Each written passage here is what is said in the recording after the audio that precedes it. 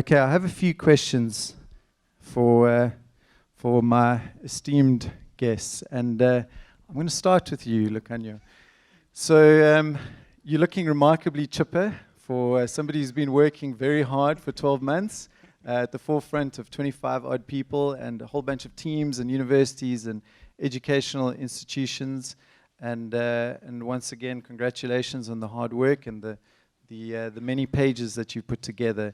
I want to ask you a very hard question to start off with, just to come out the gates hot. Sure.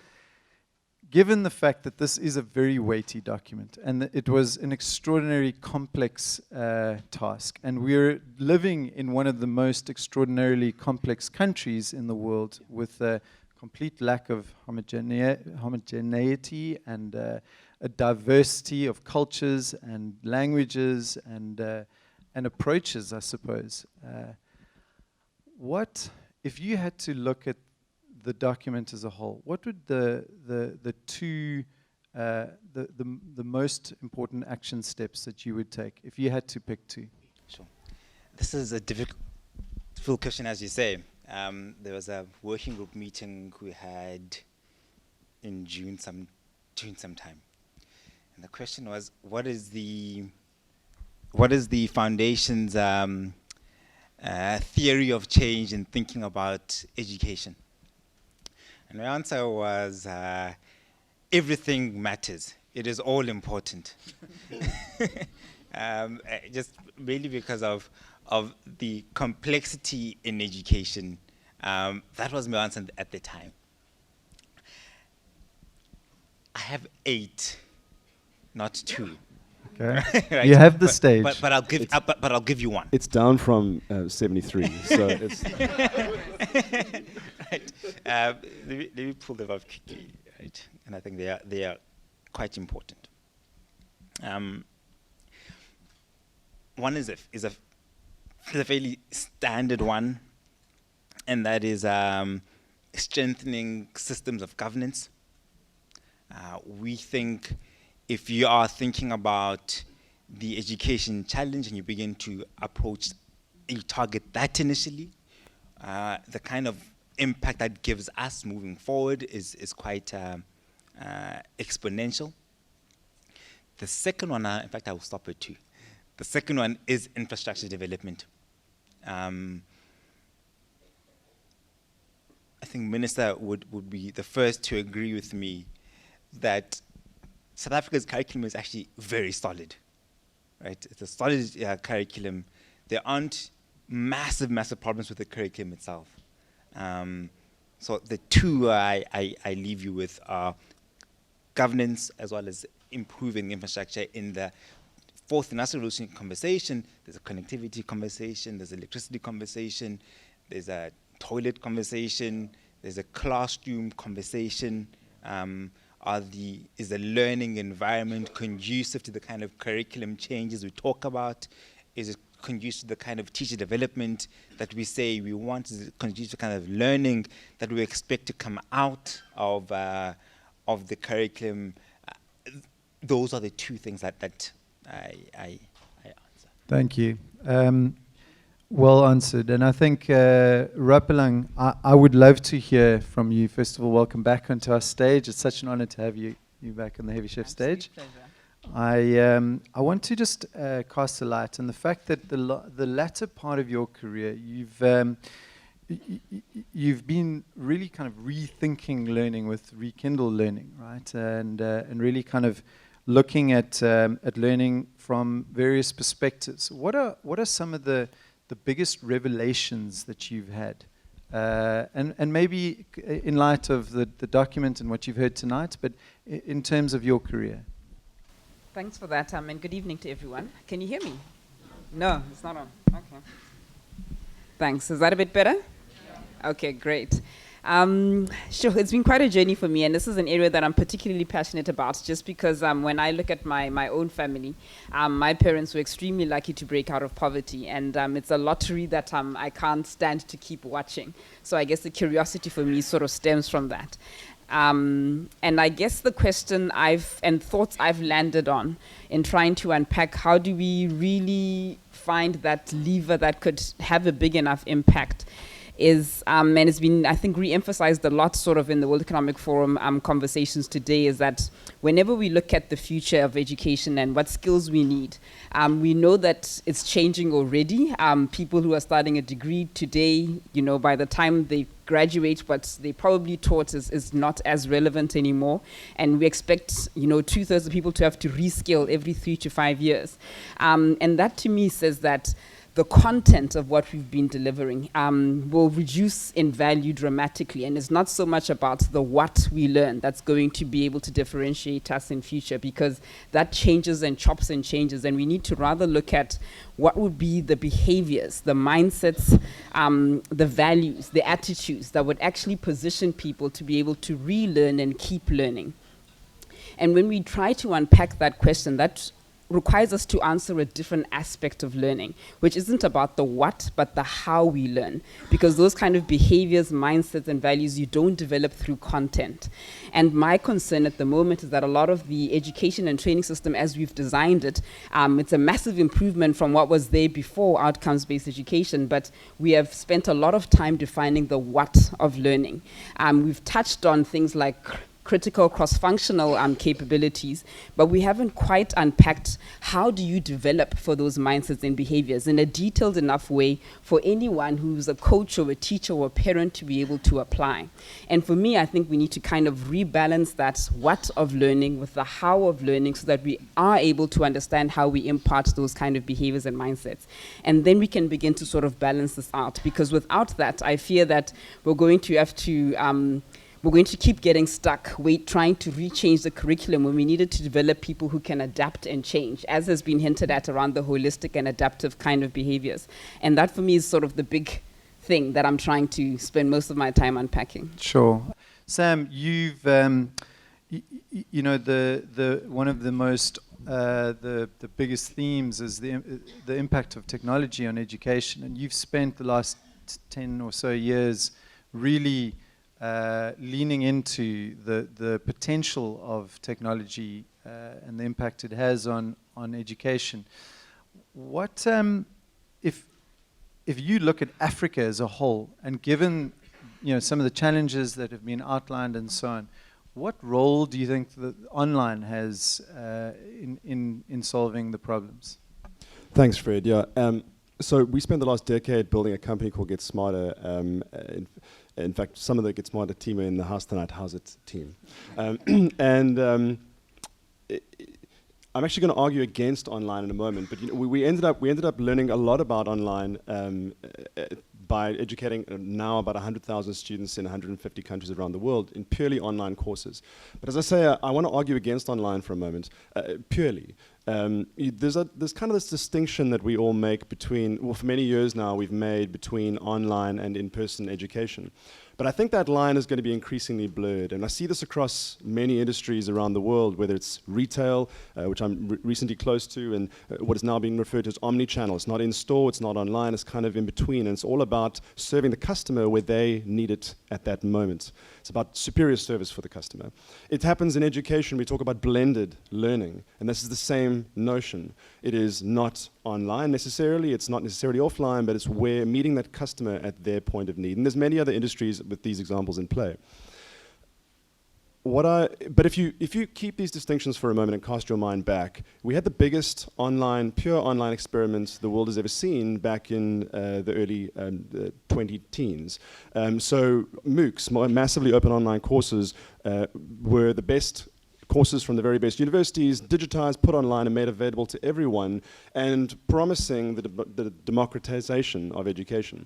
And they had hundreds of thousands, millions of learners take these courses, and yet, while they had some impact, they certainly didn't solve the problems that we face today, particularly at continental level, but around the world nonetheless.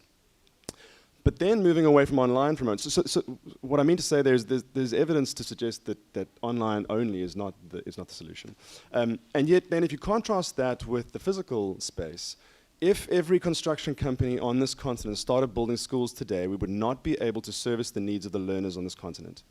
Never mind the 350,000 students we need to employ, teachers we need to employ every year just to fill those schools. So it's not purely an online solution, and it's certainly not a physical one. It's going to be something in the middle, but I want to change the question slightly, if you don't mind me asking. So I don't want to talk about online. I'd like to talk about a digital approach to education. So let me just explain what I mean by that. I mean, if we take a digital approach to education, we're dealing in ones and zeros, in bits and bytes, in the explicit. We're dealing in something which we can measure. And let me just bottom that out for a moment. So if you take a digital approach to curriculum design, to learning design, you're talking about the development of content. You are thinking about not only how to transmit that content through digital mediums in mobile and tablet and whatever format that might be, you're also thinking about how to measure the consumption of the content. How do I know which student takes which piece of content at what time of the day? Then you start talking about the design, taking a digital approach to the design of assessments, formative, summative assessments. And again, you're asking yourself not only how you deliver that digitally, but also how you measure it. And then you start cross-pollinating the two and asking, well, which was it? And other speakers have alluded to this tonight.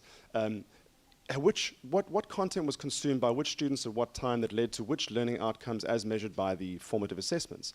And then we can talk about collaborative work as well. What type of collaborative effort, and this is actually something Get Smarter did with the Massachusetts Institute of Technology, is understanding through a digital approach to collaboration online, what is it about group formation and group interaction that is optimal for the group? And if you have one dominant party, well, actually what the science says is that that's actually suboptimal for the group, and you can start optimizing for these things. What I don't mean to do is lose you in the detail or do a bad job of that description. What I mean to say is that if we can start measuring the learning, we can start treating it more as a science. And for those of us in the room with educational backgrounds, you'll be familiar with the word pedagogy, which is the art and science of teaching. And for many years now, it's been more about the art than the science. It's been science and it's been good science, but we have the potential now to be much more scientific about the way we think about teaching and learning. And if we can develop a body of knowledge based on measurable approaches to education, that develops a scientific body of knowledge of learning, teaching and learning, we can then move to my main point, which is that we can move to learning engineering. And learning engineering is the only thing that I think, it's not online, it's not purely face-to-face, but it's the only thing I think that'll give us what was the reference, the African bullfrog, the African leapfrog. It's the only thing that's going to give us the African leapfrog that we need to be able to harness the power of the youth of this country and see the country rise. So I think it's learning engineering based on a digital approach to education, Fred. That's a great point. Thank you, Sam. I want to dovetail back to you, Lukhanyo, and just and looking at again, I suppose the how. I mean, you really spent so much time in going through all these various areas of education.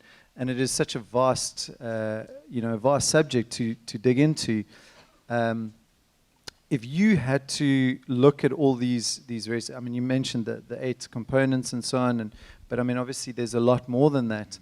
What would be, in your mind, the hardest area to solve, and then maybe what would be the I've reserved the easiest questions for you, and then what would be like a low-hanging fruit in your mind, if there was to one? Or I mean, sure, you can reject the question if you would like, and go on your 5-month holiday.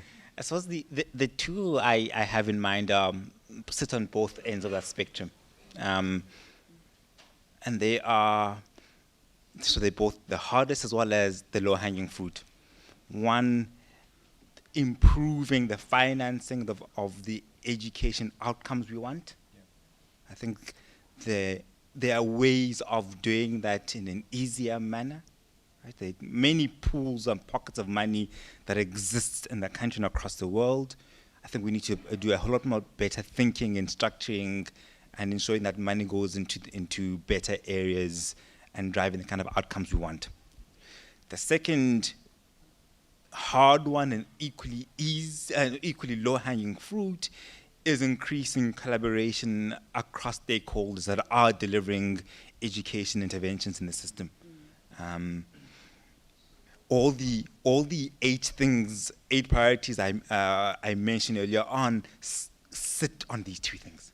Right? If we're able to improve the financing of education, if we're able to increase collaboration and coordination across the system, we're able to make the kind of impact we seek.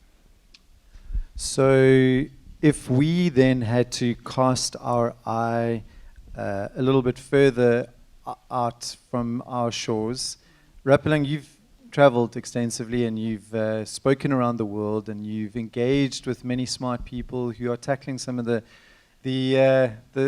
similar sort of issues, obviously with different layers of complexity and in different environments.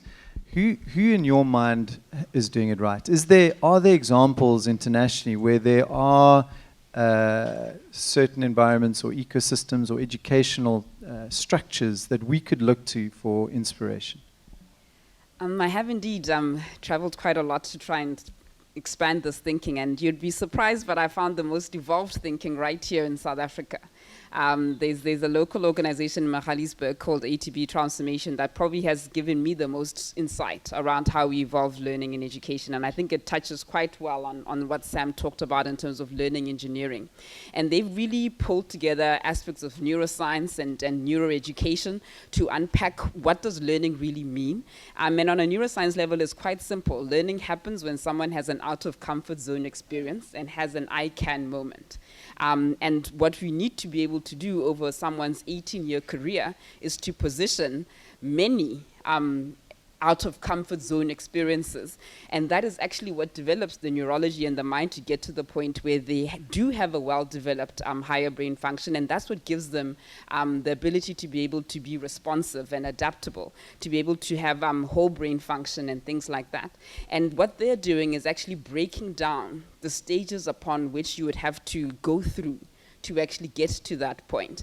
And working with a number of organizations within South Africa, a lot of them NGOs, to actually, for example, identify people that are ready to become entrepreneurs, and those who are not, and what you'd have to do to actually journey them along those steps. And that's actually been the most insightful for me, and what contributes a lot to my thinking around how do we develop for this responsiveness and adaptability. And I want to end with a quote that sort of guided a lot of my thinking around. Charles Darwin said many years back already that it's not the strongest species that will survive, nor the most intelligent, but those that are most responsive to change. And understanding that aspect of neuroplasticity and how our minds work that would allow us to continuously adapt is, for me, the most important, given the changes in content and disciplines that are happening right now. We need to look at those underlying capabilities of the human mind that would allow you to keep adapting and changing. That's a great answer. And Sam, I really appreciate that. Last year, I think you were talking about an adaptive model of approaching or looking at education, and you actually talked about Clayton Christensen's jobs to be done theory, which I thought was a fascinating external perspective on the way we think about learning. And I thought maybe if you wouldn't mind just expanding upon that now, and particularly in reference a year later to the working document. Thanks, Fred. So I think the African education challenge has got to be one of the biggest problems I've ever encountered. President, so we laugh about it because it's funny, but it's because we don't know what else to do. It's so intense. President Mbeki challenges us last year and says, come up with a 20-page document. I remember those words. We 10x that in the wrong way. But it's also true that as Lukhanyo get going, you kind of realize that you kind of have to boil the ocean because the education system is so involved, so systemically ingrained in the rest and all our other systems in this country. But nevertheless, so it's a big problem. It's a big challenge. And I think that when I come across big challenges, I look to, I think when anyone does, when problem solvers come across challenges, you look to some sort of conceptual framework to think it through. You look to some sort of methodology to say, how do I think about this? So in preparation for last year's talk, some of you may know Professor Clayton Christensen. He's a professor at the Harvard Business School. I think the height of genius is simplicity, and he is that. He comes up with really simple ways of thinking about big, complex problems. And this is what he says. He says that if we're all going to contribute to thinking about this problem, we should be able to put ourselves in the seat of the problem solver. And so he says to us, let's just all take the lens of the customer. Let's take the lens of the customer and let's make it super practical. And what we're going to do is we're going to assume that everyone in the world, as they look around them, they have needs, and to satisfy those needs, they look to government, they look to the private sector, they look to those sectors to pull products into their lives. They're going to hire products and services into their lives to do a job for them. And if that job is done well, they'll rehire the product or service, and if the job is not done well, they won't rehire that product or service.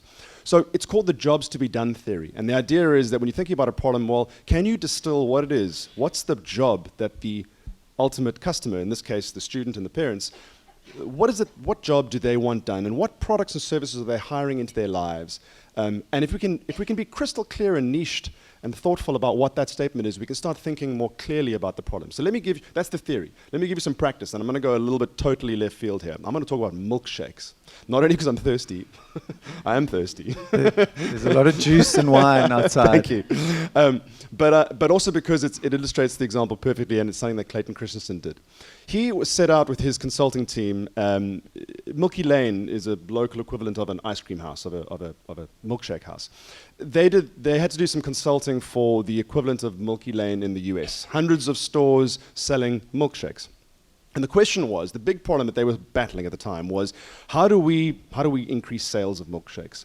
So Clayton and his team set out with the consultants, and they didn't go and do focus groups and come and pull people in and do strategic thinking sessions. All they did was just observe what the customers did. And they were asking themselves the question, what job is the milkshake being hired? It's ridiculous, but bear with me. What job is the customer hiring the milkshake into their lives to do for them?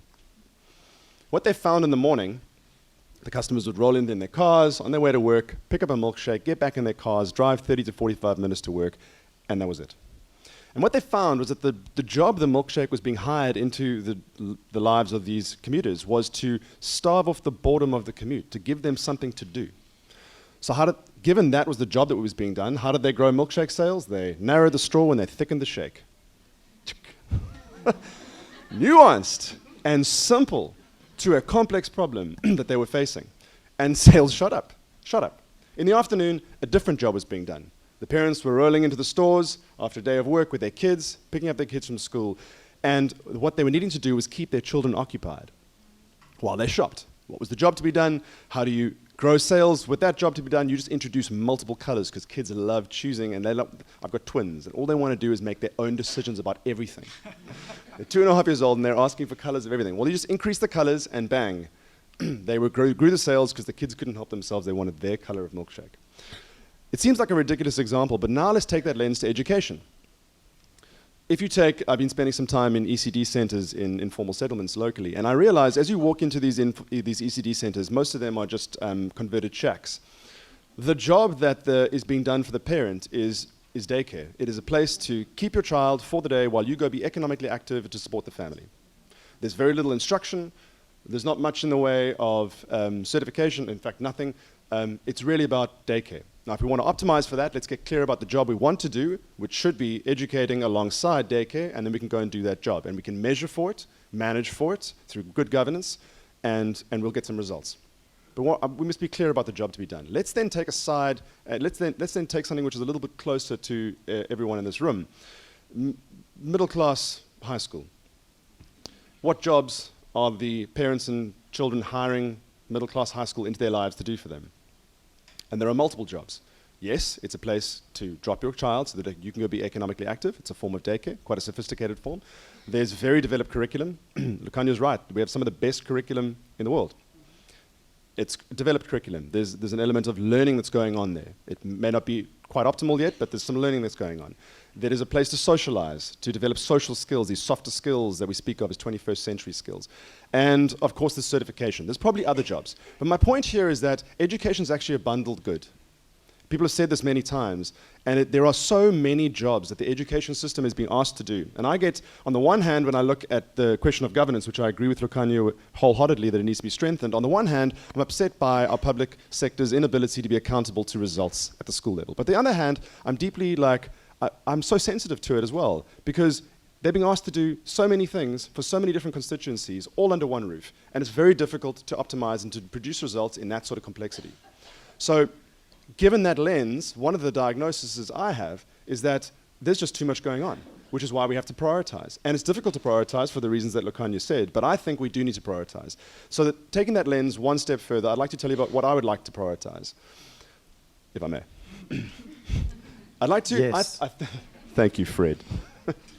I think that what has come up time and time again through WEF, the UN, 21st Century Skills, this report has been this notion of these 4 Cs, the critical thinking, collaboration, creative thinking, and communication. And I think that above all else, we have to optimize for that result in our children. And there's a number of reasons for that. There are a number of reasons that other people have for it, but I have 3 reasons. The one is that those skills are actually the cornerstone of leadership. And leadership's what this country and this world needs so sorely right now. The second is that it's not just leadership of others, but those skills are also about leading yourself. And we're reminded this week, in our very own country, of the importance in the very specific gender role of men leading themselves better and their brothers to a far better world for our women. And finally, there is this future-proofing in these skills, because the one thing, 4IR, Fourth Industrial Revolution, is this very exciting space for so many of us, but it's terrifying for people who fall into the same category of work as the machines will replace. So when we think about things that are not driven by creative thinking, communication, collaboration, and critical thinking, then we are in danger of being replaced by the mechanisms of the Fourth Industrial Revolution, AI, robotics, automation, etc. And so there's future-proofing in it as well. So I think that's the absolute thing we have to optimize for at the very end of our system, is those 4 Cs. And I think it should be in the curriculum. And if I go one step further, no, I won't. I'm done. Thank you so much. I'm done. Sam's going to be around afterwards, folks. I won't stop that. Lukhanyo, in keeping with the theme of easy questions, you, with all the months and weeks and reams of information and statistical data and everything that was run through in this working document, it actually reminds me of just some insights. I remember seeing I think his name's Sugatra Mitra, the educational psychologist, I believe. Please fact check me in the crowd. You can feel free to Google, but there was an experiment called the hole in the wall experiment, and there was all this research and data and analytics that was done, and all of a sudden, out of this experiment, there was this amazing insight of children that were given the tools and an internet connection that could, all of a sudden they could teach themselves and they could learn, and they were observed to develop themselves through access to technology. Was there, given all the insights and research that was done, were there any of these kind of amazing insights? Was there anything that stood out for you? Were there any kind of aspects of the research that made you stop and go, wow, this is quite extraordinary? And hopefully be able to stand on a stage one day and make as much money as Sugatra Mitra and talking. There were many. One of the best examples is championed by someone in the room. And so I'm going to ask you to talk to her after this. Right? And the best example, or at least one of the best examples we've seen throughout this project, is a project run by Atambile and her co-founders, Ekailicha, which is Molo Mhlaba, in thinking about how best you deliver STEAM education in a township environment for young girls. I could talk at length about other examples, but the best example that I've seen in Cape Town at the moment is one that's driven by Atambile there. And so she's possibly the best person to ask that question afterwards. We will have to bring you on stage again, Atambile. Another surprise. Okay, and I think obviously just a quick question then before we carry on and draw the panel to the close. But where can the crowd and the audience get hold of the report? Sure. So over the next week or so, we'll find the report on the Thabo Mbeki Foundation website. That is www.mbeki.org. My dear friend Fred, I'm sure will also punt it everywhere. And so wherever you find and follow both the Heavy Chef and the Mbeki Foundation, you will find the report. Heavy Chef is known to be shy and retiring about its communication, so we will be shouting from the hilltops about it. So I want to end off with the same question for both of you. You touched upon it, Sam, but I wanted just to expand upon it because it's such a prevalent question, and we hear it all the time. We heard it in the preamble to this event. Fourth Industrial Revolution has become such a buzzword. Max, you and I were talking about it beforehand. You know, everybody's just, it's you can't hold a conference now with having 4 hour in it, otherwise people won't come, right? So should we be scared of 4 hour? There seems to be this thread of fear, and realistically, are there reasons to be afraid? I mean, you know, you get the one end of the pendulum with Elon Musk and fear-mongering, and, you know, you get the other end of Mark Zuckerberg leaning into AI and so on. Sure. Should we be scared? We need to be scared for the people that can't relearn and unlearn. Those are the ones that are in the most dangerous position right now, which for me is why we need to relook at that sort of education framework that has just given them content without the responsive abilities to relearn and learn new things. And that's where it gets very scary. But I do believe that the 4 hour does present an opportunity to try and close some of those gaps. So I mentioned earlier that it's experiences and undertaking sort of out of comfort zone challenges that really develop the mind and deliver real learning.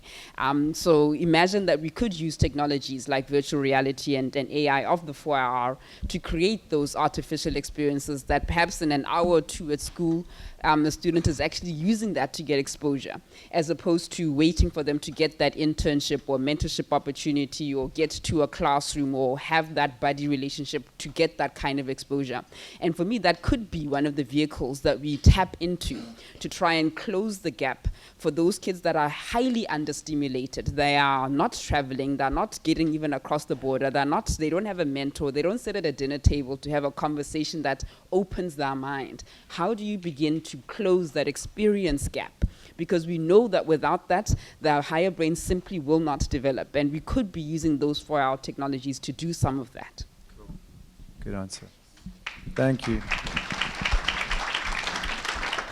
It's a hard one to follow. I must also answer this. Yes. After that. That would be yes.